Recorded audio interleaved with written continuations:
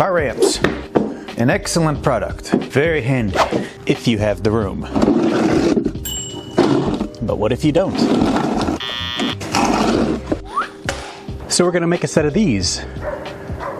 These ramps are inspired by two different builds on YouTube I found. The general shape with the little ramped edges is from this channel, and then the hinge is from this channel. So it's a little bit of a mashup, but I think this is the best of both worlds. So I'll put some measurements up on the screen. I ended up getting 4 of these 2x8s, and we're gonna start cutting them down into ramps. We need a 40-inch section and a 32-inch section. So I've got my 40 marked here, and then 32, 50, 60, 72. I'm sectioning it this way where I have a 40 and a 32 on the same board, so that I'm not left with odd sizes like 2 40s out of the same board. I can at least get 2 boards and 4 total lengths cut. The rest of them are gonna be a lot smaller, so I think we're gonna be okay. Let's cut them.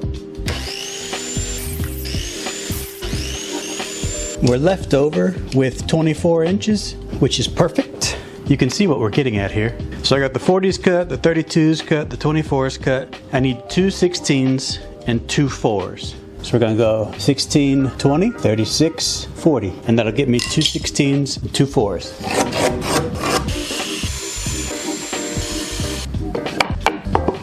So now we have 2 sets of ramps mocked up. We got a 40, 32, 24, 16, and 4. We have 2 sets of those. The next thing I'm gonna do is put a slight 45-degree cut. You don't have to do this part, but I'm gonna just try to make these a little bit easier to get up onto the ramp. So we'll put a little bit of a bevel cut. I don't know exactly what you call that. Just a little bit of a ramp on each one. I'm not gonna do it on the stops. This is where the tire is gonna go and kind of bump into this, letting you know you're far enough in. So I don't wanna do it there. I'm gonna do it on all the other ones. It's basically the same process as before, but now I have the blade tilted in, and I'm just gonna follow the same leading edge I was following before. So now each one has a little ramp on it.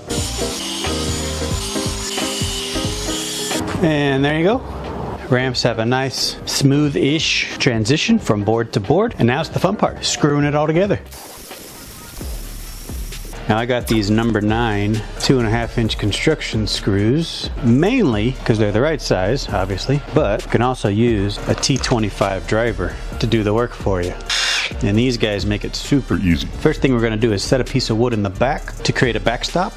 That way we can ensure they're butted up with each other and relatively square. Now if you don't wanna see the screws, you're gonna wanna make a note of how far forward you need to go when putting your screws in. Seeing the screws doesn't bother me one bit, but if you don't want to see the head sticking out, you're going to want to know how far up you can go.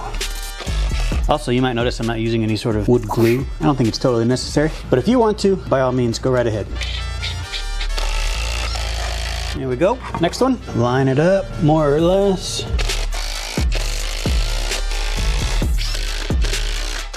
There we go. Last piece.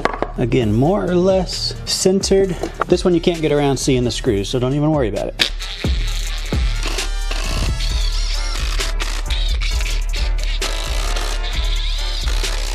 Now for the backstop, knew that was gonna happen. Okay, this one's done. Beautiful, stands upright, which is all I can ask for. Let's do the other one.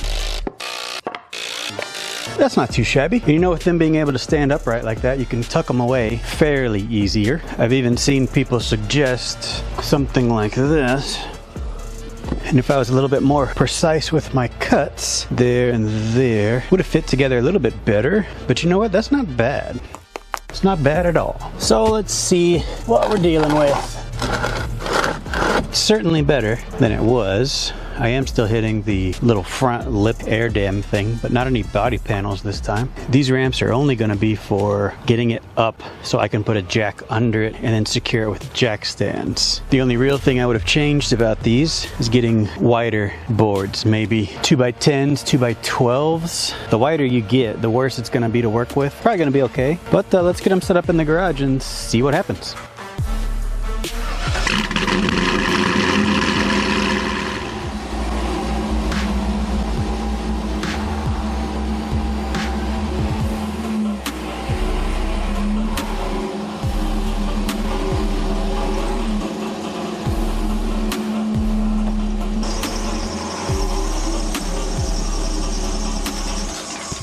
They did pretty good. I think I would like a little bit more real estate right here, but not too bad. Width-wise, again, not terrible. Little overhang over here. Not too shabby over there, actually. But this 100% did what I needed it to do, using ramps to get the front end off the ground high enough for me to be able to put a jack on it. Here's a shot of the other side.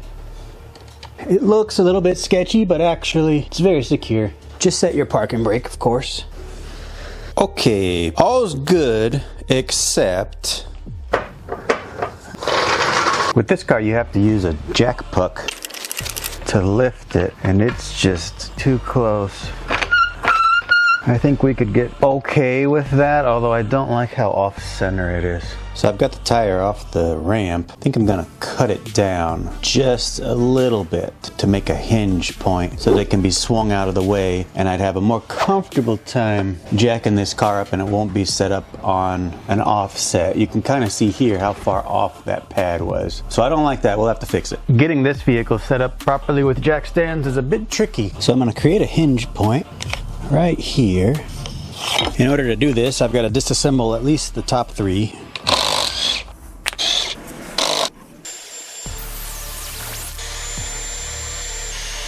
So I'm going to put some screws in there. Lesson learned on that one: if there are no screws beyond this point, then when you cut it, the pieces are going to fall apart.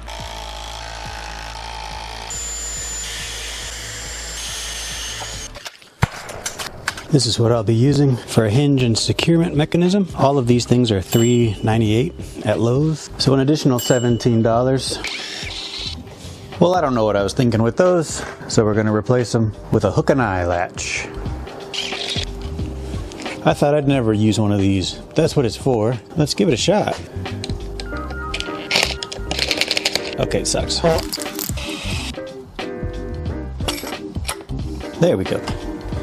This is much more practical.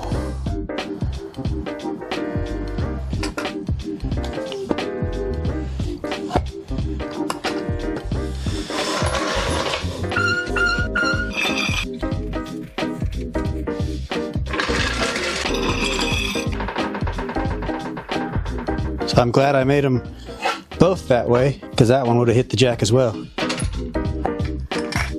Good so far. The car is not supported by anything but those ramps.